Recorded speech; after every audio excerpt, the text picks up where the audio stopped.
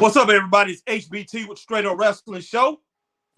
Guys, I'm live, man, and I'm pretty much going to hit you off. We're going to talk about AEW, pretty much catching up with AEW Dynamite, guys, and we're going to talk about AEW Rampage. Ray Underwood, what's up, man? Hello, Harry. How you doing, brother? What's up, Ray?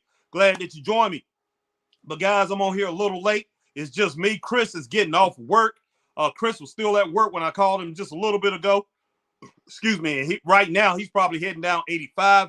It's going to take him a while to get home, but right now I'm on here by myself, man. I'm pretty much just going to go over the last two Dynamites, man, because, you know, hey, missed Dynamite last night and actually didn't watch Dynamite last Wednesday, but did not get on for AEW Dynamite last night, so I went ahead and recorded it, watched it today, and pretty much gave my ratings for it and what I thought about it. So I'm sit down. I'm gonna talk about that, and I'm gonna talk about the one last week because I did not review that one last week. I was supposed to review that one, and I watched Rampage from last Friday night. So I'm gonna go ahead and put that one. Talk about that too. Now, Collision. I have not caught up on the last two Collisions. I've been watching Collisions. I've watched the first four shows. It's two shows I haven't watched. Now this Saturday, Chris and myself will be at Greenville, South Carolina. We will be live, man. We will be there live to watch Collision, and Chris and I, we will be on the floor at Greenville at the Bond Secure Arena in Greenville, South Carolina, to see AEW Collision live. So, guys, pretty much looking forward to seeing that. Man, it should be a good show. Everybody's saying AEW Collision is getting better and better. I hope it is. I mean, the last couple of weeks, like I said, I haven't seen them. I haven't seen it. And I'm going to go ahead and watch that tomorrow. I'm going to watch both of them so I can come on and do a review of that because I want to know exactly everything that's going on with Collision. I do know a lot of things that's going on with it, but I want to see every single one of their shows before they come into Greenville. So I got two more shows to watch. So I'll be pretty much barnstorming on that thing tomorrow, man. I'll be sitting down and watching both of those. I'm going to watch the fifth one, and I'm going to grade the sixth one. But, yeah, so I'm basically doing that. And like I said, I'm going over these Dynamites and I'm going over Rampage. And man, you know, one thing I'm looking at Dynamite, and I looked at the ratings today. The ratings, they did an 894. They did an 898 the week before. And I don't know if you listen to Jim Cornette. I've been listening to Jim Cornette and a couple other people, and they was talking about the ratings, what Dynamite is doing with the ratings. It seemed like their ratings are up or whatever, but Dynamite have been going over during their last match. They go over. They go over the match. They go over the segment. They add a few more minutes. So they get credit for those people coming in for that next show, and it makes their ratings look higher than they actually are. That's a little deceptive there from Tony Khan, but I'm going ahead and put that out there, man. You know, those ratings is not exactly what they all cracked up to be. Yeah, RVD came in. Ray Underwood said, how did you like about RVD showing up on AEW? Hey, man, it's good to see RVD. I'm glad that he's in good health and able to come in there, man. And, you know, hey, did a little spinner Rooney with his kick and everything, you know, showing himself up there. It's good to see that he's still healthy and he's ready to go get back to the ring. You know, he is still wrestling on the indie circuit, but it was good to see RVD.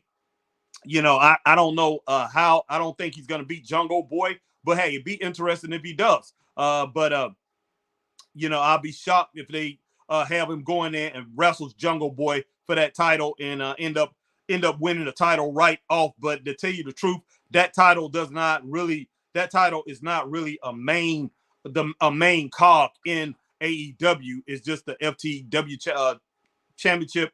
And we'll see what happens. Maybe he'll win it. Maybe he won't. I'm pretty sure Taz is still in control of that thing. So, hey, we'll see how that thing rolls out. But it'll be a good experience for Jungle Boy Jack Perry, which he don't want to be called Jungle Boy right now. He wants to just be called Jack Perry. Be a good thing for him to go in there and get that experience with RVD, and maybe that'll help him along the way as being a heel. And, you know, get the experience of just wrestling him, a guy that has that much experience. But let me get up here. I see Anthony Banzano is in the house. What's up, Anthony? Anthony says, Harry, if WWE follows through with the storyline with Bobby Lashley, with him building a stable with Carmelo, Trick, and Street Profits, what do you think they call the stable? I have no clue, to tell you the truth, Anthony Manzano. I don't know if they're gonna call that Hurt Business 2.0 or man, call that thing, you know, they Bobby's Madhouse. I don't know, Bobby's Madhouse. Bobby's, Bobby's Hit Stable. It's a lot of different things they can call it, man, and it's gonna come off either way it go, long as it's nothing corny or anything. But yeah, that's definitely a great stable, man, that he's putting together if they let this thing come off straight up. All right, Anthony Manzano said, is Rob Van Dam of legitimate is Robert Van Dam a legitimate martial artist, or is it that just part of his character? I think it's just part of his character, Anthony Manzano. I never heard of anything, anybody really talking about, he's studying that, or if he has studied it, I think he has done a little bit of studying, but I don't think he's ever taken it serious. And that's one thing that I used to stay in, I used to stay in close contact with my daughters. Both of my daughters took Shotokan karate, and they both got up to black belt status. And I always been very interested in the martial arts, even though I was more into boxing. So I didn't go into martial arts. I did train just for a little while, but I was more into boxing. And I was good at boxing, so I stuck with boxing. And but my daughters did go into the martial arts, but I got, I kept up with books. I used to watch a lot of movies, and I kept up with the Hall of Fame and people that's really in it. But I never really knew about Rob Van Dam going into the martial arts and going into it serious.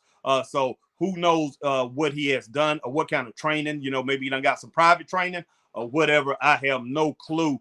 But I don't think he's been very serious about it, but I think he does probably know a little bit of something. All right.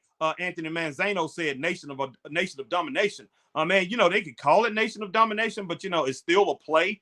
It's still a replay of what they've done before. Do you really want to have them being Nation of Domination? My whole thing about Nation of Domination, they never really, besides a small run, I say probably 4 months out of the whole time that they was together, really gave them a dominant run, something that really was significant in the world of wrestling, in WWF or WWE, would, if you want to call it that. They really never had anything serious. They did have, when Rock was with them, Rock got to the point, the more popular he got, Rock ended up taking over the thing, and Rock pretty much he shrunk it.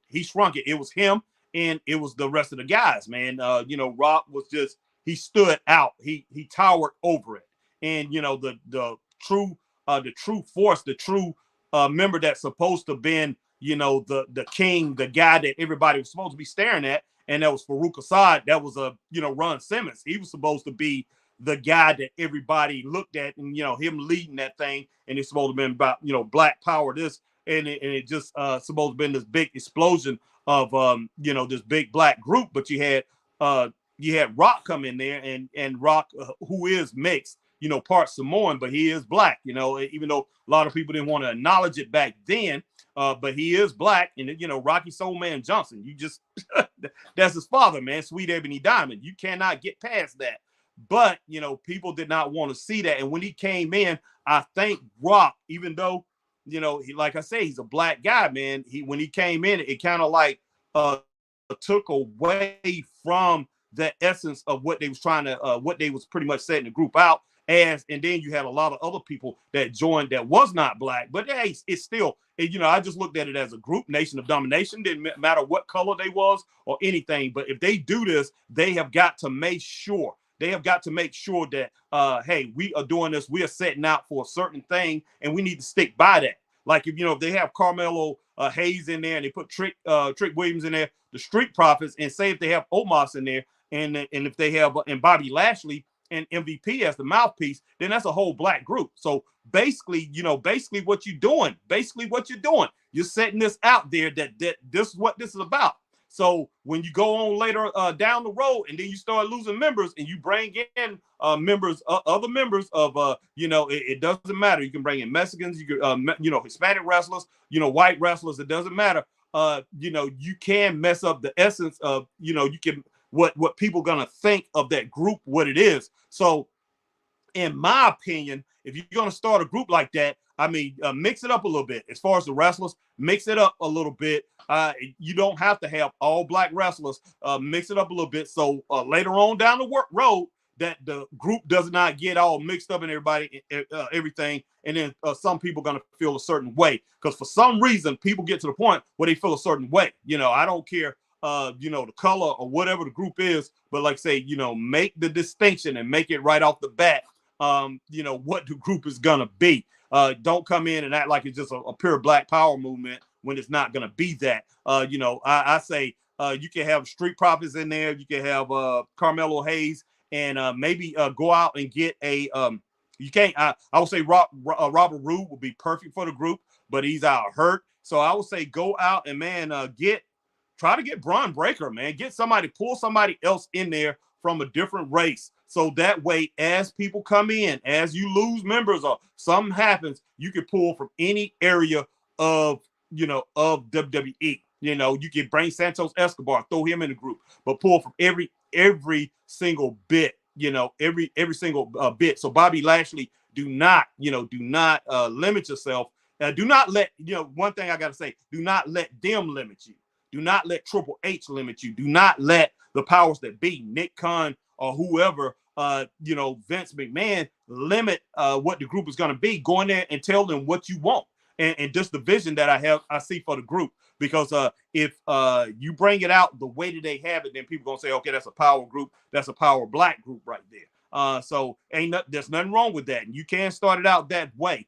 But, hey, if I was Bobby, I'd get on the mic, I'd get MVP and say, this is not what it's about. These are the guys that we're vibing with right now. If somebody else comes up in the group, man, that's a Hispanic wrestler, a white wrestler, a Samoan wrestler or whoever, and we feel that needs to be that we like to have in the group that could vibe with us and that be down with us, that fit the group, we definitely going to pull them in. So Anthony Manzano, that's all I got to say about that, brother. But yeah, I think that's going to work out, man. And I love seeing what Bobby Lashley is doing with that group, man. It's going to be great. It should be great. But I hope they stick with this thing and don't mess it up, man. Don't mess it up because I think a lot of people is excited to see what can happen with that. All right, man, let's get on into it, man. I'm 13 minutes in. Let's talk about AEW. AEW Dynamite. Not going to talk about this Wednesday show right now. I'm talking about last Wednesday show. Then I'm going to get to Rampage, and then I'm going to go into Dynamite from last night, guys. And man, right now, like I said, I've been watching AEW Collision. I have AEW Collision right now. I have AEW Collision. The first 4 shows that I watched, I have it at a C grade, man. It's at a C grade. What's up, JL? JL is in the house. Hello, my man JL is in the house. But I do have Collision, AEW Collision at a C grade right now. That is what they're doing. Hopefully we have a jammed up show this Saturday, man. I don't know exactly how that thing's gonna come out, but Chris and I like to say we're on the floor, and when you at these live shows, man, they look a little bit better than when you're watching it on TV. So we'll see how that thing comes out because me and Chris, like I said, we do a lot of live shows, and we'll see how it comes out live to the people. Now, our girl Tatiana, Tatiana, she was at AEW Dynamite this past Wednesday. She was at there yesterday, and I listened to her podcast, and she was talking about how during the women's match, even Hikaru Shida's match, the last match against Toni Storm, half of the people walked out. And, when they was filming Rampage, the last women's match there, half the people walked out. And she said that was very heartbreaking. But, yeah, they definitely got to get that thing situated where half of the people not walking out, man. That's pretty sad. All right. JL says, hello. JL says, finally, Trick has left Paper Champ. Yeah, well, that's what it looks like, man. I heard there's only 2 female matches on SummerSlam. Yikes. Well, JL, man, hey, they're not having as many matches on these things, so I can see that happening. They're not having as many matches on these pay-per-views now with WWE because they're having so many. So I'm not shocked there's only 2. No doubt about that. All right, man. But let's go on to that Dynamite. Just 1 second, guys. Let me get on my laptop. Get on my laptop here. But I appreciate everybody coming in. And as you come in, definitely go ahead and hit that like, share, subscribe, hit that notification bell so you know when we're on, like times like these. if you are on Twitch, do the same thing that you do over here on YouTube. Man, over on Facebook, hit that like, share. Hit that like, share, join. If you are on Twitter, man, which they call an X now, if you're on Twitter, go ahead and hit that like, share, tweet, and retweet, man, and follow the Straight Up Wrestling Show over there on Twitter. Let your friends know about the Straight Up Wrestling Show, man, so you'll know when Chris and I be on. Definitely hit that notification bell. Ding, ding, ding, man. But let's go on. Like I said, man, let's go all the way back to last week, man. We're gonna start off with that Dynamite from last week. But there, let me see what my man JL saying. JL says SummerSlam should be 4 hours at the minimum. 4 hours, man. I don't know, man. I like their little shorter ones, man. You don't have to be AEW. AEW like to take their pay-per-views 4 hours. Why do we need a 4 hour pay-per-view? But hey, it's okay if they do it as long as it's good. I'm sorry, but having 5 matches is not better. I missed when there was 10 matches, the biggest party of the summer. So I'm hyped. I understand that, JL. I like the longer matches too. The 10 matches, and they're not as long or whatever. Get in there, do what you got to do. Get more people, more time. You got so many wrestlers. So yeah, I can understand that having more matches, JL. I'm 100% with you on that. JL, I wonder if Brooke has moaned on Twitter yet. Okay. All right. SmackDown next week will be electric. I don't know if Brooke moaned or not, JL. Have no clue on that. But we'll see. All right, man. Let's get on into this Dynamite. But I'll be answering comments in a little while. But man, I'm gonna go through some of these matches. Then I'll come back through comments. I'm not gonna talk as long about the matches. I'm just gonna be pretty much putting down the grades and things like that. So I can pretty much get back to comments and talk about other things. The number one Braun Breaker fan will be attending. Okay, so you'll be at SmackDown this week. All right, cool. JL, my man, to be able to report to us from the floor. I appreciate you, man. Appreciate it. And, man, hope you have all kind of fun, JL. All right, man, last week. All right, so we had Darby Allin, man, start off the show. Let's see, Darby Allin's AR Fox video promo. And, Darby Allin was talking about how when he first started AR, he was with AR Fox before he broke into the business. AR Fox taught him so many different things and all that, man. And, he's very, very grateful to AR Fox for getting him in the position that he was in and getting him ready to get into professional wrestling. And that was a pretty good promo, man. And they showed video footage of that. AR Fox and Darby Allin when they was together when they was younger and when Darby Allin and AR Fox was both getting ready. AR Fox was already a veteran and Darby Allin was just breaking into the business, and I gave that 3.5 stars, man. It was pretty good.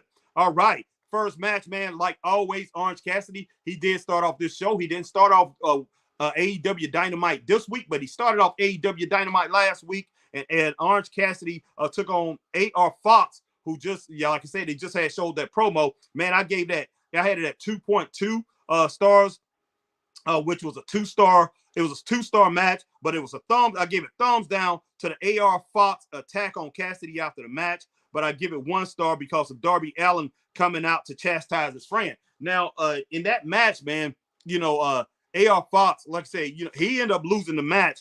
But after the match, man, Orange Cassidy pretty much went up to him, put the shades on him and everything like that. AR Fox was just like, man, he had like he was down and all that.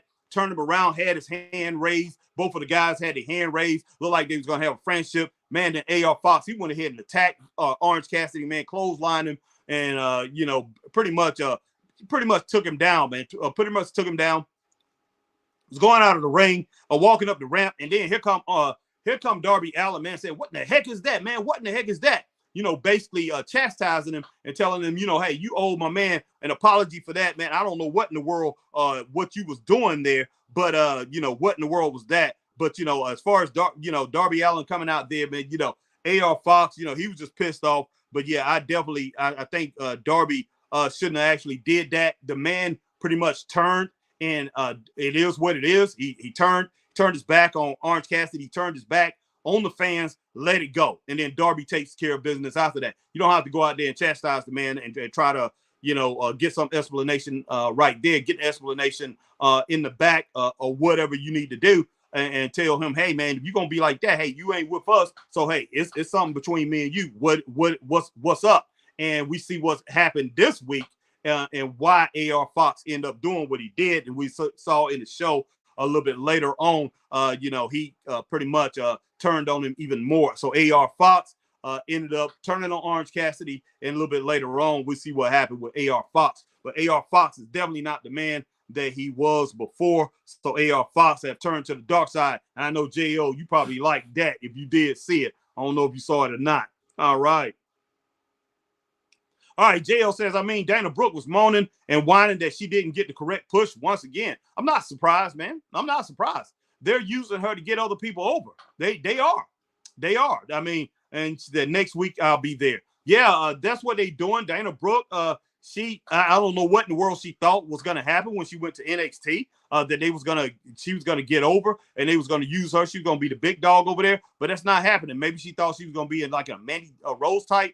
They was going to use her like Mandy Rose or something like that over there, but they have not done that. Maybe they will down in the future, but right now they're not doing that. So, Dana, just keep her head on straight, man, and don't worry about that. All her complaining is not going to help her, man. That's not going to elevate her status at all. Also, what in the F is going on with this CM Junk title situation, man? That's just flat crazy. We'll talk about that. All right, JL, no, I didn't see AR Fox, but what it sounds like, it was a clean move. Yeah.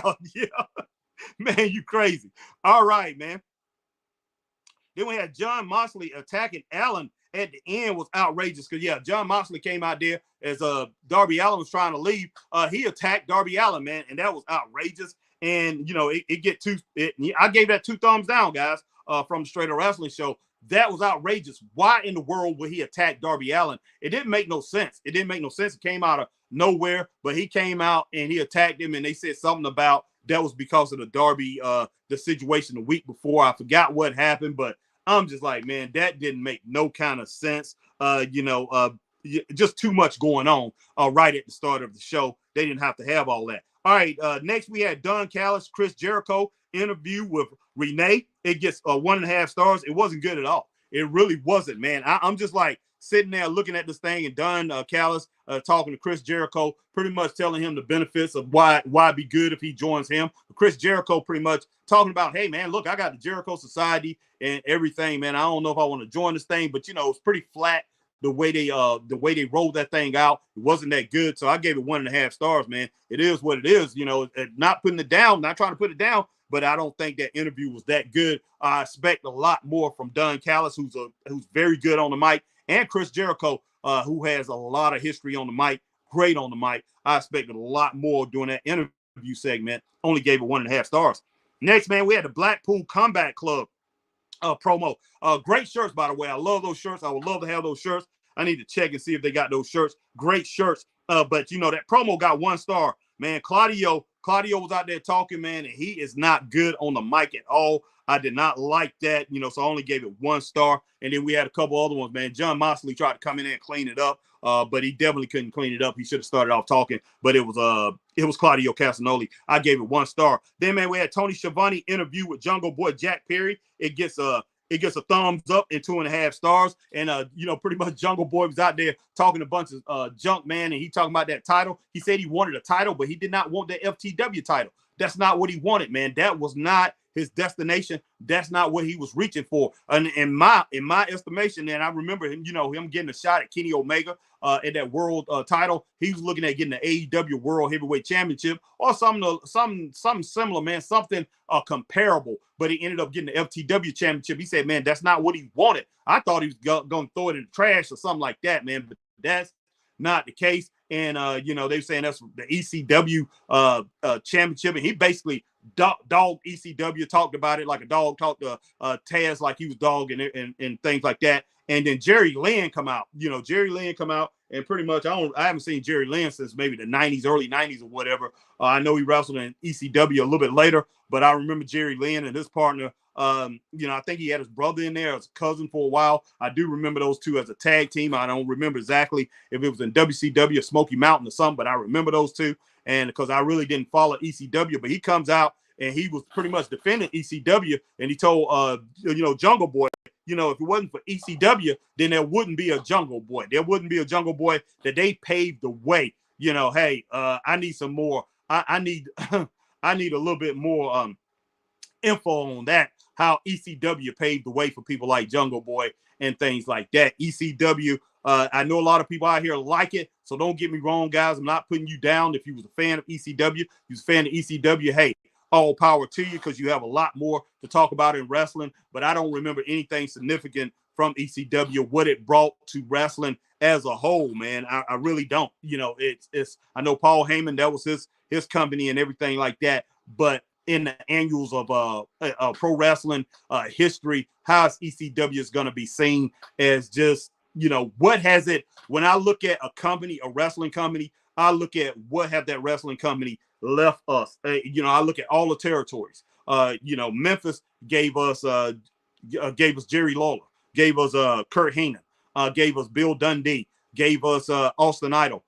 You know, the Mid-Atlantic Championship, Mid-Atlantic gave us Ric Flair, gave us Ricky Steamboat, gave us Chief Wahoo McDaniel, gave us Nikita Koloff, gave us so many stars, man. Gave us the Anderson brothers, gave us the Road Warriors, gave us so many stars.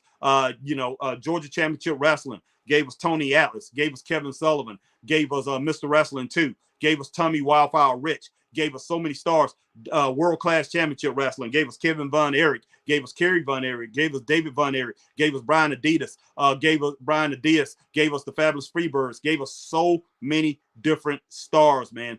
That's the way I measure a wrestling company. AWA gave us Vern Gagne, gave us Billy Robinson, gave us Nick Bockwinkel, gave us Stan Hansen. I look at wrestling companies for what they give us, okay? And that's how I measure it. What have ECW given us? Paul Heyman, you know, hey, he was Paul E. Dangerously in WCW, you know, so I mean, when he started in different places, and the people that got famous, that was famous there, the majority of them that was famous there, like Terry Funk, you know, the first big main star was a star in NWA for years. So my whole thing about it is, what have ECW given us? I mean, I guess some people can come up and say Chris Benoit, and they can say a few other names or whatever, but what have they given us? What legacy that they have, that they've left? What wrestlers did they build? I want to know that.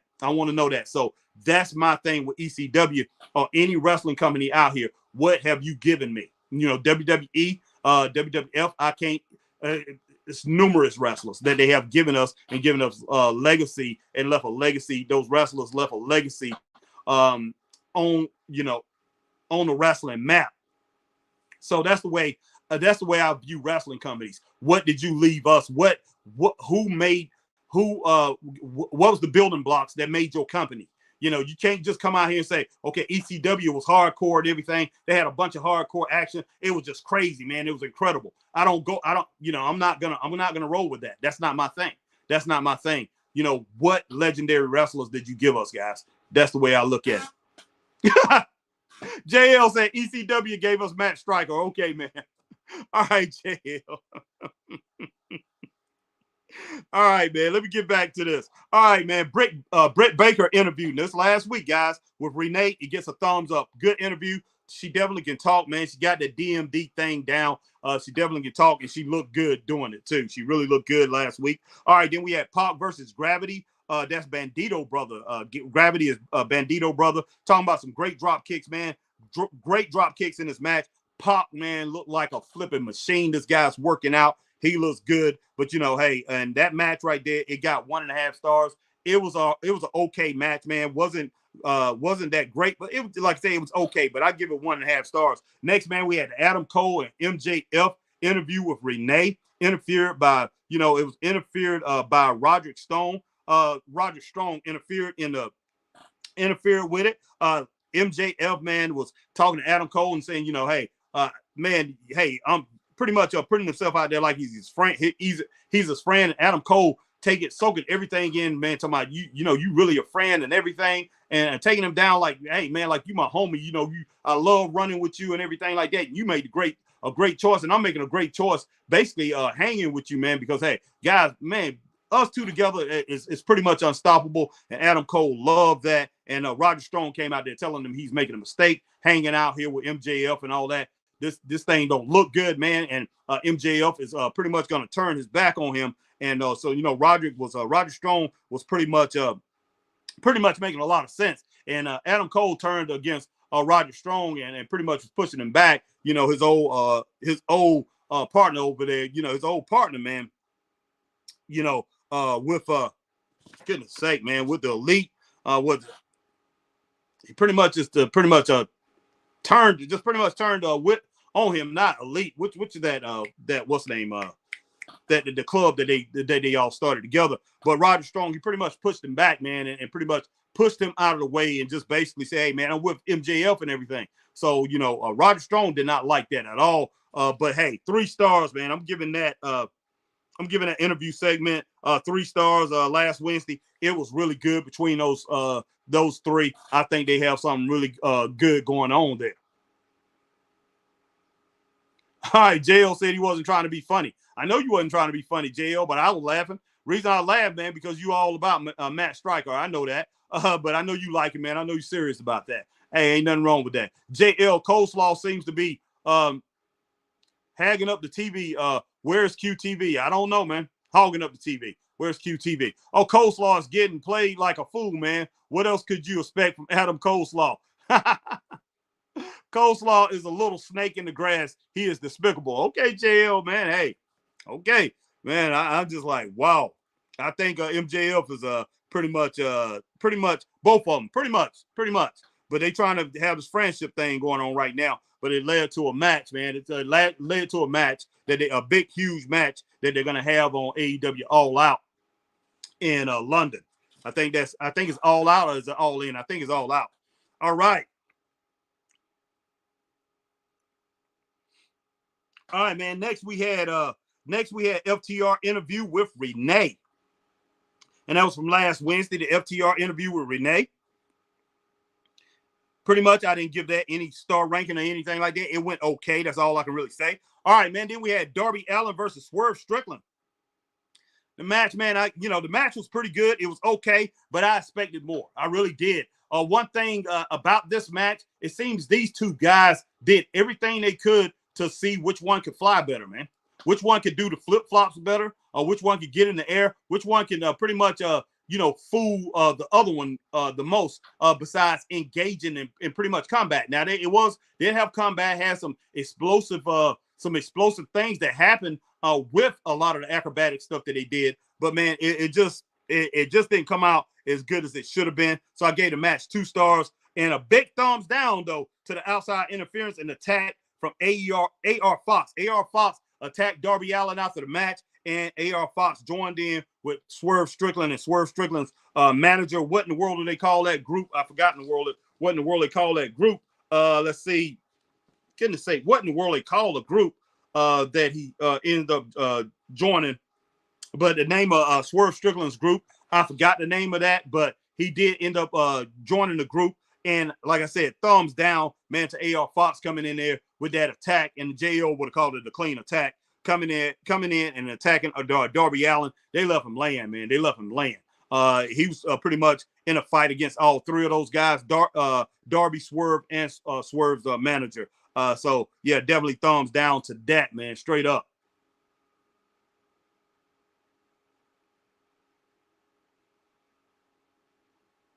JL said, isn't Coleslaw the same man who turned on Roderick in NXT? Yep. JL said, thoughts on out of shape RVD returning? He looks pathetic. Why is he wrestling? JL, look, the man might be broke, man. Because a lot of these wrestlers end up broke. They do. That's just, they don't manage their money well. And, a lot of times it's to go to repair their body, man, to keep them in shape to continue to wrestle. But a lot of these guys made so much money, even with all that. I mean, they could buy outside insurance. Why they making big money? He had when he was in TNA, he did pretty good. And when he was with WWE, he did really well. He was with WCW, he did really well. So he had times when he made lots of money. So in this business, you get in there, and when you make your first big money, man, you better invest it wisely. And I'm talking about investing wisely for health reasons and for a lot of other things. A lot of wrestlers don't do that. A lot of them end up broke. They don't have no insurance and all kind of things. And RVD, man, I don't know. I could be wrong, but he's working out here on the indies. He doesn't keep himself in shape. And I mean, you can still keep yourself in shape. I mean, he's not too old.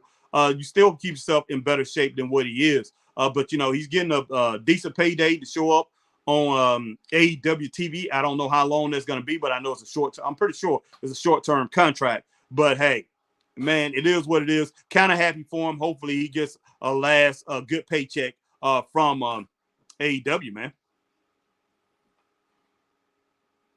All right, JL says Moxley has been getting heat online because he is bleeding every week, and people are tired of it. Yeah, that's true.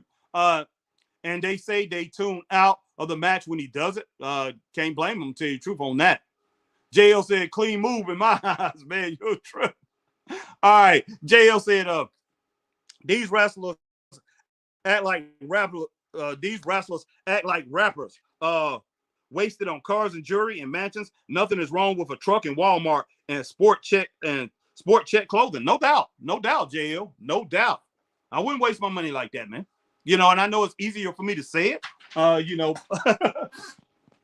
Easier for me to say it because I don't make that type of money and haven't made that type of money, but I've made good money in my life. Didn't waste it. Hey, like I say, I go to Walmart, buy Walmart shoes and things like that. I do buy more expensive shoes now because of because I'm older and everything like that, need the support. But man, hey, outside of high school, after I got outside of high school and a little bit of college, whatever, and after I got out, man, hey, I didn't buy expensive shoes. I didn't do that. I'm just like, why in the world? Hey, I went from paying anywhere from 60 to 100 back then. This was 30 years ago to paying for $40 pairs of sneakers, and wore that all my life. Wore those type of sneakers all my life. I wasn't gonna be paying $30. I would do it every now and then. I would go to a dealer's or something like that, JCPenney belts, and have to buy expensive clothes. But that's probably anywhere from 8 to 10% of my life, man, as far as spending money on clothes. Most of my clothes came from Walmart, Kmart, Roses, dollar stores, and things like that. Hey, I bought my clothes from those type of places. Why spend my money on all that? That was just foolish. I'm not out here trying to impress anybody, man. I'm really not. That's not me. I'm not gonna do it. Hey, you either like me for what I got on or not, man. I'm the same person under these clothes. So yeah, I understand that, JL. Do not waste your money, and that's what a lot of these guys do. A lot of these guys get out here, waste their money trying to look good, trying to pretty much impress people. Shouldn't do that. That's just flat out stupid. And JL, man, I appreciate you being a young man who's wise and know better. You know better. You already know better than that. So you basically not going to end up broke, and that's a good thing. All right. JL says some of these necklaces look stupid. Nothing is wrong with fake and knockoffs, no doubt. JL says AR Fox thought Darby was a deranged fan. Clean move, man. You're a trip. JL, The Rock bought a UFC fighter a house. What do you think? The Rock has the money, man. He has the money. That's the difference. He has bukus of money. So, I can understand that too. He has loads of money. But Rock, he came from the point where he didn't have nothing either. When he was growing up, he didn't have nothing. So he's taking his money, he's spending it like crazy. Anything can happen. Anything can happen when it boils down to it. But him going broke is going to be hard for him to go broke. If he goes broke, man, then wow, that'll be sad to see that. But the thing about it is, like I said, he came up with pretty much nothing, and his dad made plenty of money out on the road. Believe me, Rocky Soul Man Johnson, Sweet Ebony Diamond, or whatever you want to call him, when he was out wrestling, he made a lot of money out here on the road. And I do not know why Rocky, his son Dwayne, was growing up poor, man, because he really did. He really did. Him and his mom didn't have a lot of things because his dad wasn't bringing that money home. He was out there spending that money. And hey, I remember seeing this guy live in Greenville, coming up, driving the nice cars, man, the fancy clothes and all that. I remember all that. I remember that, going out there talking to him. With my aunts and uncles and things, and people going out there and seeing him. And he in the back, and man, he's in a nice BMW, Mercedes Benz or something like that, and got on nice fancy clothes. I remember that. So, now that I see Rock, he grew up in poverty and things like that. I'm just like, man, these guys, man, wow. Back when wrestlers during the regional days could make money doing that, being on the smaller, these regional territories, And they made a living doing that. And these guys out here, independent guys outside of AEW, WWE, and maybe Impact, these guys can't make a living doing that. They have to work regular jobs. The majority of them do, unless you're really big on the independent scene. But the majority of them got to work regular jobs. They can't do that. But these guys, man, like Rocky Soulman Johnson, yeah, he did that. Outside of WWE, he still was making huge money. Outside of Mid-Atlantic Championship, Mid-Atlantic Championship Wrestling, Jim Crockett Promotions, he still was making huge money, man. He was coming, like I said, he was working these local towns and everything, and he was driving fancy cars, dressing in fancy clothes. Man, should have been sending that money home, bro. Sending some, a lot, most of that, majority of that money should have been sent home. But he's not the only one.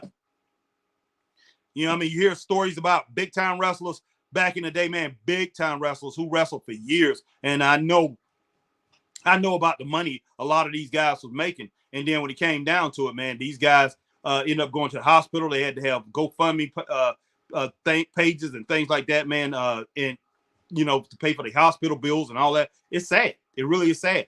And like I said, I know a lot of wrestlers, man. It was hard to get insurance. A lot of these wrestlers, you know, a lot of them don't know what to do after they start wrestling.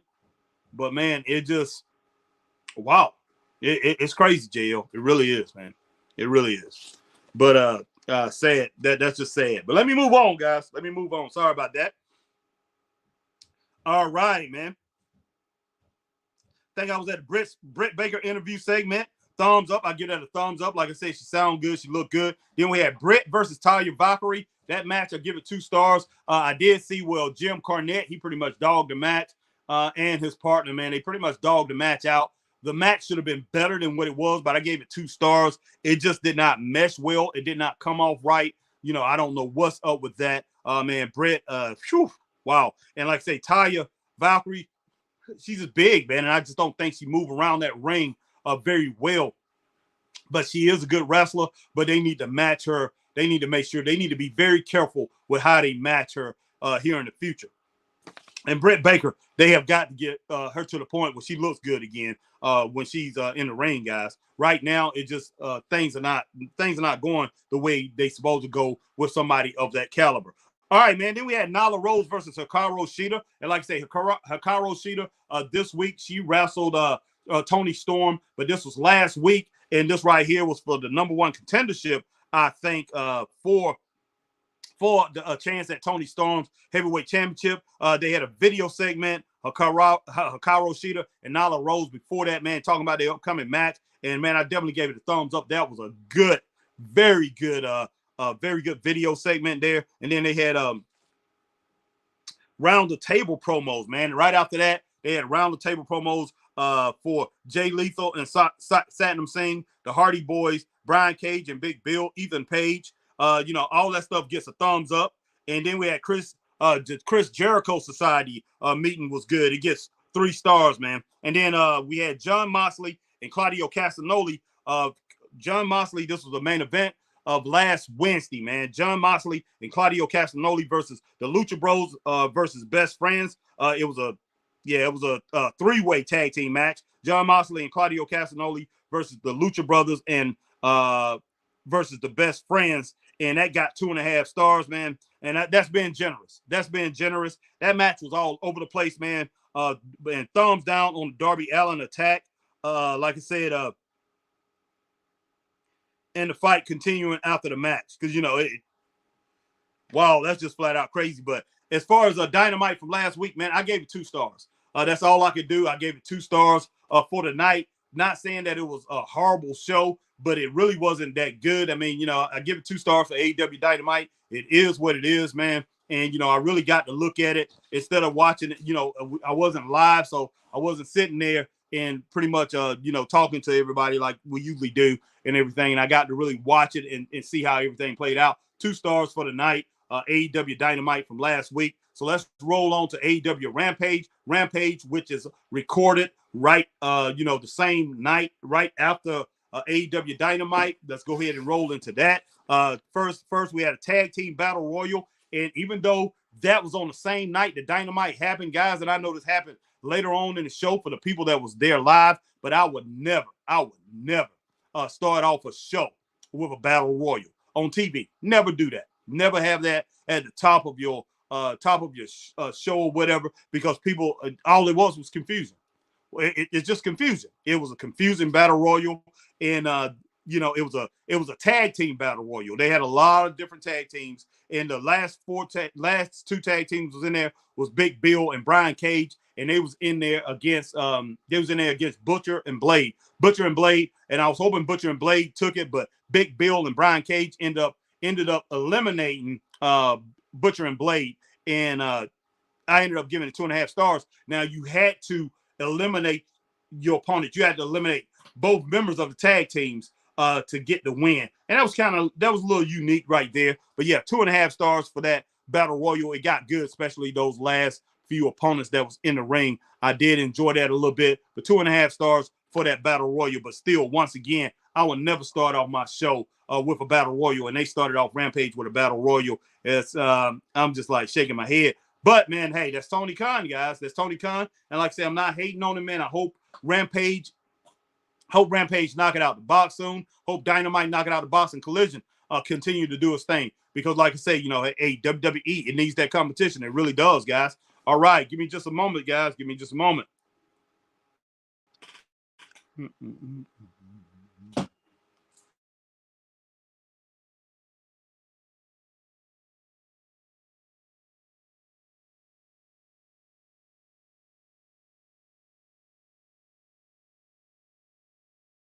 Okay, sorry about that. Every time I get off and check something, man, and come back, then my audio ends up stopping. But hey, audio's back on. So next, man, we had Commander versus Kip Sabian, guys. Commander versus Kip Sabian. Kip Sabian coming out there with his wife, Penelope Ford. I gave this match 2 stars. Now, definitely should have been a better match. Commander, high flyer, and Kip Sabian is too. But these guys pretty much kept it on the floor for the main part. Seemed like they didn't want to fly. Somebody might have been hurt or injured somewhere or whatever, but he kept it on the ground mostly. And the match, man, it was just pretty much flat. If you look at a match for these two, I know what both of these two are capable of. It was a 2-star match. Then we had the Kingdom versus Hayden Backlund and Miyong Jaylee. So Miyong Jaylee. Okay, Jaylee. Okay, Miyong Jaylee. The Kingdom versus Hayden Backlund and Miyong Jaylee. Now the Kingdom is Matt Taven and Mike Bennett. Those guys, I used to watch those guys on Ring of Honor. And so Matt Taven and Mike Bennett, I think Mike Bennett, or is it Matt Taven? One of those guys was a former Ring of Honor heavyweight champion of the world. But the Kingdom, a very good team, and they took on Hayden Backlund and Miyong J. Lee. This right here, hey, this match, man, I don't know. It didn't get no stars. I gave it a 0.2. It was quick. It was a squash match, but they should have gave a little bit more time. It should have been about 3 minutes. It ended up being less than a minute, or about 1 minute short. 1 minute the match, but it should have been a few minutes. Should have gave those guys a little bit more pop. Let those guys get a little bit of offense. At least tag in each other. But they didn't do that and let the Kingdom just run over them. So Matt Taven and Mike Bennett of the Kingdom, that just gets 0.2 on the star scale. So it didn't even get half a star. All right, next, man, we had wow, is that it? Okay, next we had Hikaru Shida versus Nyla Rose. Okay, Hikaru Shida versus Nyla Rose in the main event. Hikaru Shida beat Nyla Rose, defeated Nyla Rose, was able to pretty much put her suplex her, guys. So I got to give Hikaru Shida, I got to give her points for that. But guys, I gave it 2 stars for that match right there. And so, hey, to end off the night, 2.5 stars for the AEW. Okay, I'm giving it 2.5 stars for the AEW promo package, not AEW that night. I didn't even rank that. So I'm gonna go ahead and give AEW. Rampage 2 stars too, guys. And pretty much, like I said, that rolled on with AEW Dynamite. It was on the same night. So AEW Dynamite and AEW Rampage for last week gets 2 stars. So 2 stars for the night on that, guys. And now we're about to roll into AEW Dynamite from Wednesday, August the 2nd. That was yesterday. Hey, we haven't moved over into We have not moved over into Friday yet. So that was Wednesday. Okay, we're at 10:56 Eastern time here in the United States. But man, that, so we're gonna go ahead and talk about yesterday. But let me go ahead and get a sip of the Sprite Zero Sugar. So Sprite Zero Sugar. This episode is being brought to you by Sprite Zero Sugar, guys. Let me go ahead and get a drink of that.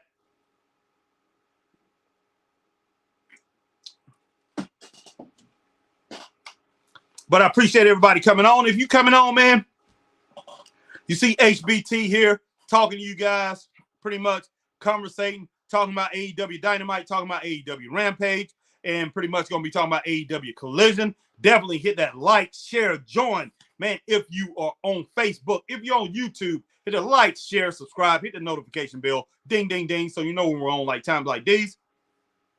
And if you're on Twitch, do the same thing, man.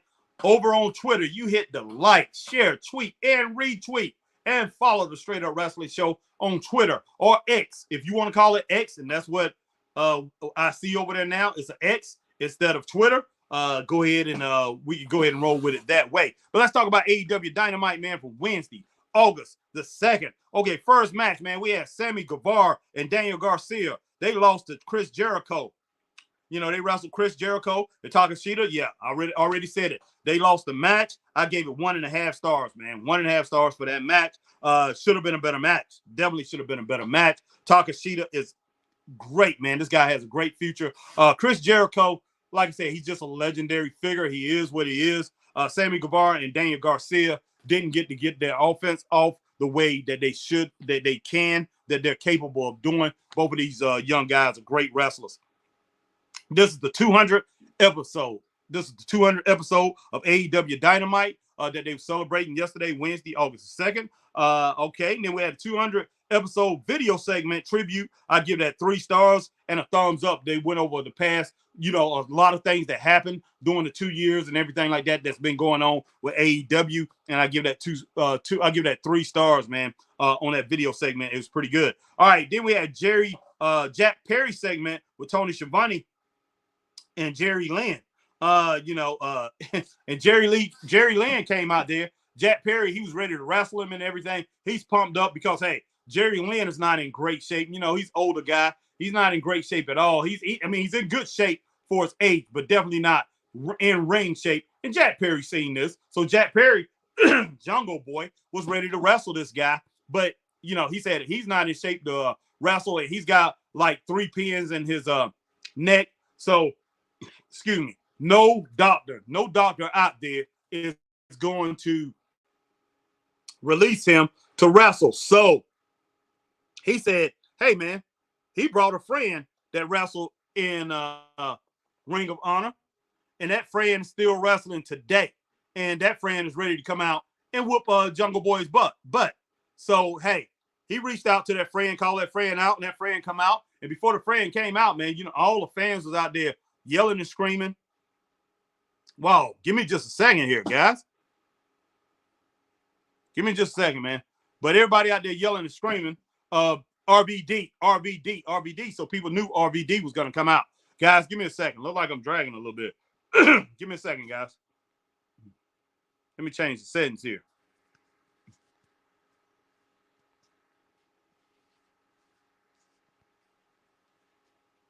All right, guys, I'm back.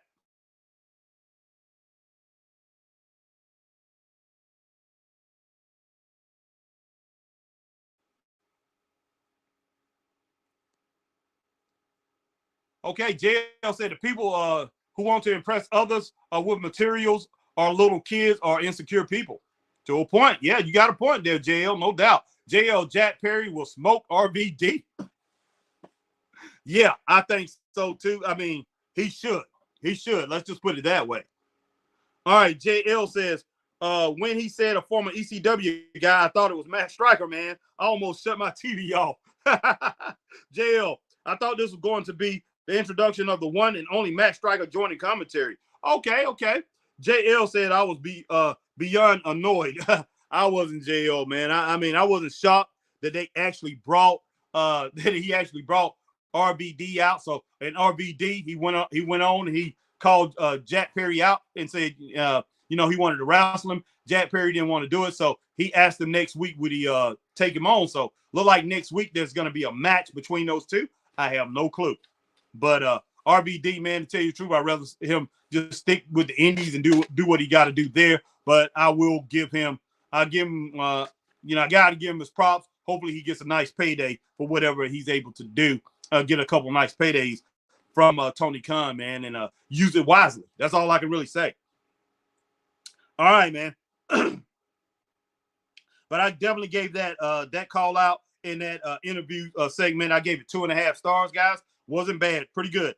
Then next we had the Hikaru Shida promo telling Tony Storm she will be champ again. That right there only got half a star. As far as Shida doesn't speak English very well, so it just didn't come off. It didn't come off good, man. I mean, I'm just being straight up. That just did not look good. It didn't sound good. And man, I think they need to get somebody to talk for Shida. She needs a manager or something like that. All right, man. Next we had Trent Beretta defeat Jon Moxley. No, we had Trent Beretta versus Jon Moxley and Penta. Trent Beretta got the win, guys, in this 3-way match. I was very shocked. I'm glad that Trent Beretta got the win. This match, I only give it 2 stars. It should have been better with those 3 in there, man. I definitely expected a better match, but Trent Beretta got the match, got the win. I'm glad to see Trent Beretta is getting the time that he's getting. He is getting a lot of TV time, and I really appreciate AEW for giving him that TV time. But Trent Beretta got the win over Jon Moxley and Penta, man. And Jon Moxley does what he has to do. I mean, he does what he likes to do. Does what he always do. He went under the ring apron and got like a bat, a stick, a big like 2x4, half a 2x4 stick, and it was wrapped in barbed wire. And he went in there, he used that. The guy poured out thumbtacks and everything, man, and pretty much hitting guys in the stomach with this thing, and slamming people on the tacks. Him and Penta was doing that. It was just wow. And I'm just like, why, man? Why? I just didn't understand it. It just was flat out crazy. But yeah, I gave the match 2 stars and thumbs down to Jon Moxley attack after the match, along with the Blackpool Combat Club. They attacked Trent Beretta after the match. And I'm just like, why? Trent Beretta won the match, and Jon Moxley attacked him. And here comes Claudio Castagnoli, and Wheeler Yuta all the way from the other side of the arena. Those guys start coming out, and then they all went in there and they attacked Trent Beretta. Man, it didn't make no sense. So I give that a thumbs down. Ashton Springer is in the house. What's up, Ashton? Ashton, my man, is in the house. What's up, my brother? All right, JL. JL says Jack Perry will smoke RVD. JL said when he said a former ECW guy, thought it was Matt Striker, man. I almost shut off my TV. JL said he was beyond annoyed. I did get your other comment. And Ashton Springer in the house, he said, what's up, y'all? But man, Ashton, what's going on? Just talking about AEW, man. Catching up with the last 2 AEW Dynamites and AEW Rampage from last Friday. Now I'm on the AEW Dynamite from last night, guy. Last night, my man, and I'm just pretty much finishing it off, and just pretty much I'm pretty much on the last few matches. All right, next, man, we had the Rob Van Dam interview. It got a half a star. He got a half a star. He was talking to Renee and didn't have a lot of energy. He just didn't have a lot of energy, and pretty much just showing off his arms, doing his little RVD. His little RVD skit things that he's done for years, coming up in the business, and didn't have a lot of strength in his promo. Just didn't come off well, guys. It really didn't. I gave that half a star. And once again, like I said, my girl Tatiana was there last night, and Tatiana, I don't know if she sees this or whatever she sees this, she might not agree with some of the things that I'm saying about it, but this is what I saw on TV, guys. It just was not a good show. She says it's a good show. Yesterday, in her eyes, she looked, she was at the arena, and I'm pretty sure it looked real good. Probably looked a lot better at the arena, man. But from what I saw, I didn't really get to see a lot. I didn't think a lot of the segments or a lot of the show was good. All right, next, man, we had MJF segment with Adam Cole, contract signing. It gets a thumbs up, and throwing Roderick Strong, Timber Tantrum, I gave it 3.5 stars. Now, Adam Cole, MJF was in the ring, and MJF pretty much was saying, man, hey, look, I enjoy being with you, man. You're not just only a friend and everything. Hey, man, you know pretty much you my dog and everything, man. I love riding around with you. Love taking on FTR or whatever we do. Whatever we do is clicking and everything. And you know, hey, I definitely appreciate you. And man, you know, I told you that I was going to give you a match, and then he said I'm not going to give you the match. And then Adam Cole Adam Cole was pretty much disappointed in that. He's like, man, wow, I'm not going to get this match. But MJF said, hey, man, I'm going to give you the match. So basically, he said, I'm going to give you the match. And he was talking about the main event match over there in Wembley, man, in London, England, in that big stadium. He's talking about in one of the biggest crowds, ever for pro wrestling. So he's going to give him that match. Adam Cole was just ecstatic. They hugged and everything. And Adam Cole, he just had him say, just sign on the dotted line. Everybody was saying, read it. Adam Cole didn't read it. I don't know what kind of stipulation is going to be there in that match, but who knows with MJF, who knows? But he went ahead and signed it. So those two will be meeting at All Out or whatever it is. It's All Out or All In. I can't remember which one it was, but they will be meeting in London for that title on the 27th. So, hey, get ready for that, guys. Definitely get ready for that. And I give it a 3. And Roger Strong in the back, man, he was upset because remember Roger Strong the last week, he got into it a little bit with Adam Cole because he didn't want his old friend trusting MJF. He like, man, you doing, hey, man, you're making a mistake. And the way he feels that his partner, Adam Cole, his buddy, Bullet Club. That's it. His long-term friend from the Bullet Club is one of his big time buddies. Is not trusting him. He's trusting MJF. He don't want to see him get caught up like that. So pretty much he's against it. I understand. So, but he was back there throwing a temper tantrum, throwing things around, man, slamming things, breaking things. But 3.5 stars, man, for the whole thing, his temper tantrum and that contract signing. All right, man. Next we had the Elite versus Jeff Jarrett.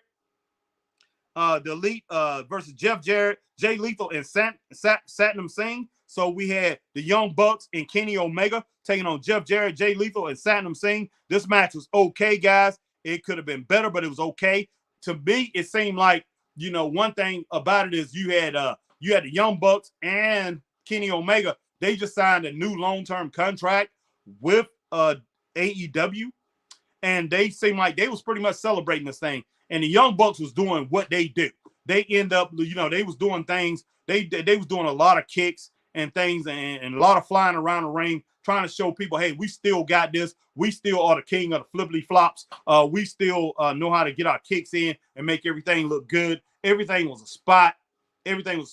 Kenny Omega making sure that he got his knee lifts right in the right place. The V triggers in the right place. It seemed like they was very focused on what they was doing. The match reminded me of a lot of the earlier matches that I saw within the first year, a couple years ago with the Young Bucks and the Young Bucks and especially Pac and Penta and those guys, man, and Ray Phoenix. A lot of their matches seemed very choreographed, and this match definitely looked like that. And this match was with Jay Lethal, Jeff Jarrett, and Satnam Singh. Okay, Jay Lethal and Jeff Jarrett, man, these guys can flat wrestle. They know how to make a match look legit and straight up. And of course, Kenny Omega knows how to do this too. But Kenny Omega seemed like he was rolling with what his partners, the Young Bucks, was doing. And like I said, I'm not putting them down. I think the Young Bucks are a fabulous tag team. Love watching them, and I love Kenny Omega. But this match did not come off the way it should have came off. I gave it 2.5 stars. Wasn't a bad match, guys, but just basically a C, average match. A little bit lower, maybe a little bit lower than the average match, but I gave it 2.5 stars, guys. All right, man. Then we had Mobile Embassy. That's Swerve Strickland's team, and AR Fox joined them. So that's what I was trying to get. Mobile Embassy. Okay, but let me get to Ashton Springer. My man Ashton Springer says, why prediction for MJF and Adam Cole? Oh, what you saying what prediction? Any prediction for MJF and Adam Cole? I think MJF is gonna win this match. I definitely don't think they're gonna put that title on Adam Cole.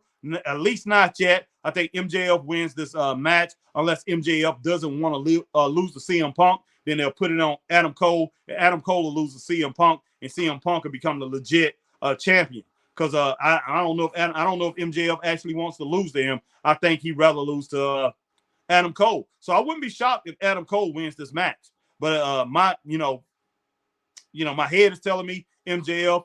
Well, my gut is telling me MJF, but my head is telling me, hey, Adam Cole might take this thing, Ashton. He might take it.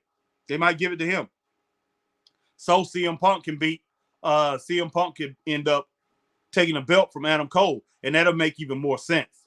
Okay, that'll make more sense between those two. I think he's more on Adam Cole's level than he is on MJF's right now. Okay, all right, man. So next match, man, we had Mobile Embassy attack. Okay, Mobile Embassy. They attacked Nick Wayne, and Nick Wayne, the young kid that just came into the business. They attacked him and his students. They went to his house to attack him. Man, that got 2 thumbs down from me. It was awful. It was just awful. It was awful. Straight up, man. I thought it was awful.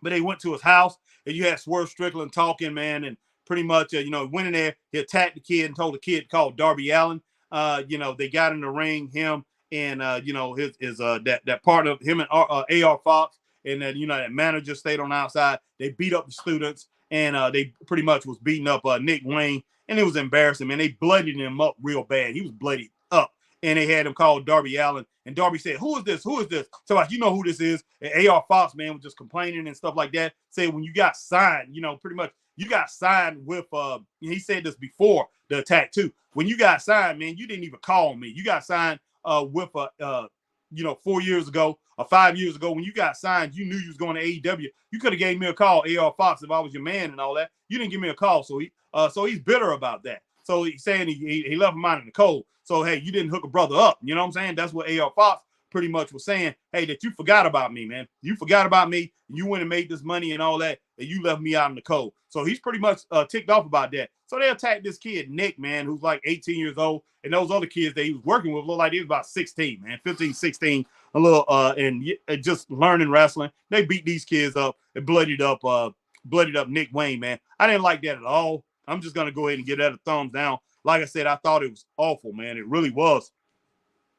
Then we had Aussie Open, man, versus Commander and El Hijo del Vikingo. I gave that 2 stars, man. I'm telling you, 2 stars. I gave that 2 stars, and it was a struggle giving it 2 stars. So that was Aussie Open versus Commander and Del Vikingo.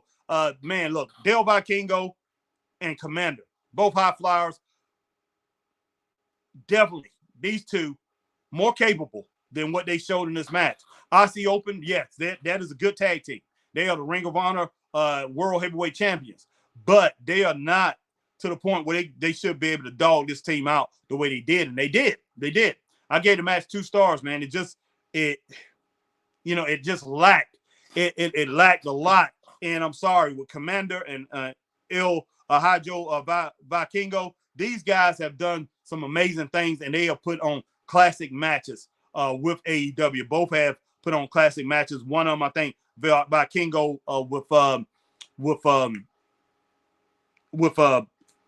what is his name? With Kenny Omega, had a great match, and I think Commander had a great match with somebody. It was outstanding. I think it was John Moxley or somebody. Outstanding. Both of these guys put on great matches. So I know what these guys are capable of, and I've seen them in other matches, but these guys definitely more capable than what they showed in this match. So I gave it 2 stars, man. And like I say, 2 stars, and right there, on the curve, man, I struggle giving it 2 stars. Next, man, we had Hikaru Shida versus Toni Storm. And Hikaru Shida, love her, man. Love her. My favorite wrestler, female wrestler over in AEW. I got a few, man, but she's definitely at the top. She is my favorite. And she ended up defeating Toni Storm. I gave that match 2 stars, guys. That match should have been better. Toni Storm really, the match was really, it was good. It was good. It just was a 2-star match. It just it is what it is. It was a 2-star match. Could have been better. Toni Storm, tried to end up ending her with the paint, sprayed her with the paint, but it backfired on her. And like I said, my girl Hikaru Shida, she rolled her up, pretty much pinned her, had her pinned down, and had her legs folded up, took her out, man, and got the win. Glad to see Hikaru Shida winning the title. And Tatiana, our girl Tatiana, over on her channel, was talking about, she went to the show and half of the people had walked out before she even won the match, had walked out by the time she was wrestling. But yeah, I gave that match right there. Definitely 2 stars. As far as Dynamite from yesterday, man. Look,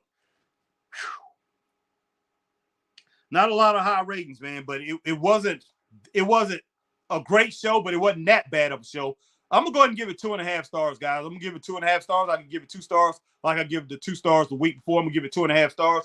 And like I said, the rating was 894,000 people for Dynamite, 898,000 the week before. So a 4,000 short, but they went over. They went over the week before. They went over this week, and they got last week when they went over. They gave them credit for the people that was coming in for the next show on TBS. They got credit for that rating. That went into the overall rating, and it boosted it up. And it seemed like Tony Khan is doing that again to boost up the rating numbers, deceiving people. I don't like that, but hey, it is what it is, man. But AEW Dynamite, man, wow. I expect more. I really do. 200th episode. This should have been 3.5 to 4-star show, maybe a 5-star show. They should have went all out. They should have been a banged up show. And Collision is doing pretty good, guys. And everybody's talking about Collision, so I will be checking that out tomorrow. I'm gonna do the last 2 episodes of Collision. Got to watch them tomorrow because Saturday night I will go to Collision. That's going to be in my hometown of Greenville, South Carolina. So me and Christopher Burton, the People's Podcaster, we will be at Collision, guys. Hopefully, Chris does work that morning. He usually go out early, get autographs and things like that. Not going to be able to do it because his job needs him to work that morning. So he'll be getting off at 3 or 4 o'clock. He's going to come straight here. We're going to go over to the arena. Hopefully, we'll get to talk to a lot of fans, and we'll talk to some people in the arena, hopefully, and before it happens. And if we do, definitely we will be broadcasting. Some will be broadcasted live. Some will be videos, and we'll be talking to people about what they like about AEW. And like I said, I'm gonna go and check out Collision. Like I said, from what I've been seeing so far, to me, Collision is a C show. I've gotten shows where it's a C minus, C plus. Is a C level show, guys. That's the way I look at it. No worse, no better. It's a C level show until I'm proven wrong. As far as looking at this show from last week, because everybody said it was better than ever. Everybody is pumping it up. So I will see tomorrow how good that show is. I'm gonna look at the last 2 Collisions, guys, and I will come on and talk about it. And I might come on live while I'm watching the last week's Collision. All right, my man Ashton Springer said, didn't sound like I missed much, sadly. No, you didn't, Ashton. You really didn't. And I hate it. But there's some people out there. I think that was a survey I saw, and it was 58% of the people. It was like 100 and something, 200 people. And 58% of the people thought it was good. A lot of people thought it was bad, and some people thought it was like, but no, it wasn't that good. That 2.5, I'm really being generous, and that's just being truthful. It basically was a 2-star show. It was basically a 2-star show, but I'm going to give it 2.5 stars because they tried to do the right thing. They everything was in place to be right. It's just that it just didn't gel together, man. The stars didn't line up. So, wow, that's all I can really say. And we got AEW Rampage Friday, SmackDown Friday. I did not watch SmackDown from this past Friday. That's another show I got to catch up with, man. But I'm pretty much doing a lot of wrestling along with me producing music and doing a lot of other things that I'm trying to do. I'm trying to catch up with all this stuff in wrestling. But I definitely appreciate you guys coming on, checking me out, man. But hey, check us out. Hey, tomorrow I'll be on. Tomorrow I don't think I'll be doing I definitely won't be doing SmackDown tomorrow night because I will be doing producing music. Supposed to be going down to Clemson and helping out with some boxing at the Worlds at God's Glory Boxing. I can't remember what it is, but I have a guy who's down there. He was a heavyweight. He's going down to cruiserweight now. He wants me to be part of his training team. I don't really have the time to do that. I really don't. I hate it. But tomorrow I was supposed to be going down there, but don't look like I'm gonna go down there. I'm producing this kid, so 13-year-old kid who's doing an R&B album. So I will be resuming that tomorrow. Maybe I think Chris will be on tomorrow night. Chris will start off with SmackDown, I believe, tomorrow night, and then he'll start off with maybe Rampage, and I'll come on with him a little bit later. But pretty much pretty much for like the first hour of SmackDown, I'm probably going to be still producing this young man who's coming over probably around 7 o'clock. But I will see you guys sometime tomorrow evening And hey, guys, you stay straight up. And I appreciate you guys coming in, man. But if you with us, definitely before you leave, man, if you on Facebook, definitely hit that like, share, join. If you're on YouTube, hit that like, share, subscribe, hit the notification bell, ding, ding, ding, so you know when we're on like times like these.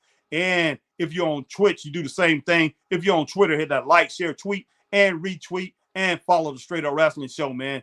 Stay straight up. Peace, man. Love all you guys. Man, appreciate Ashton Springer coming on. My man J.L. coming on. My man Ray Underwood coming on. Appreciate each and every one of you guys and anybody else that came through. You know, hey, I didn't see your names or whatever, or, you know, you didn't come in or anything. Man, I appreciate you coming through, checking out the Straight Up Wrestling Show, because I know we got a lot of people that just watch the shows and they, you know, sometimes they speak and sometimes they don't. Sometimes they say some comments or they don't. But remember, you're all part of the Straight Up Wrestling family, man. You guys are our friends, man. You know, you're not just guests, fans of the wrestling show. You are our friends, man. And hey, you more than guests. But we appreciate each and every one of you guys, man. Stay straight up. Peace.